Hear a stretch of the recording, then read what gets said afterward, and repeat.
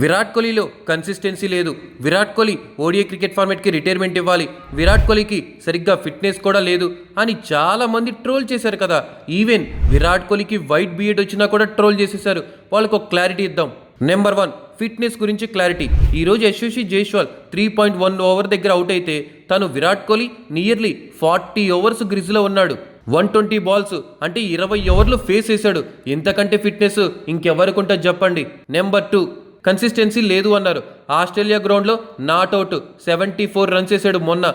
ఈరోజు ఊచకోత సెంచరీ చేశాడు 130+తో. Back to back half centuries, ఒక హాఫ్ సెంచరీ ఒక సెంచరీతో తన కన్సిస్టెన్సీని ప్రూవ్ చేసుకున్నాడు.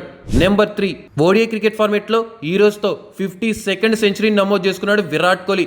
ఈ సెంచరీని క్రాస్ అయ్యాలంటే నీ ఎవ్వడి తరం కాదేమో అన్నట్టుగా సెట్ చేసేస్తున్నాడు రికార్డ్స్ని. మళ్ళీ తన రికార్డ్ని తనే బ్రేక్ చేయాలి అన్నట్టుగా మారిపోయింది. మీకున్న డౌట్స్కి 3 క్వశ్చన్స్కి క్లారిటీ వచ్చింది కదా. సో విరాట్ కోహ్లీని క్వశ్చన్ చేసే ముందు ఆలోచించండి. విరాట్ కోహ్లీ రాజు లెక్క పర్ఫార్మెన్స్ చేస్తాడు.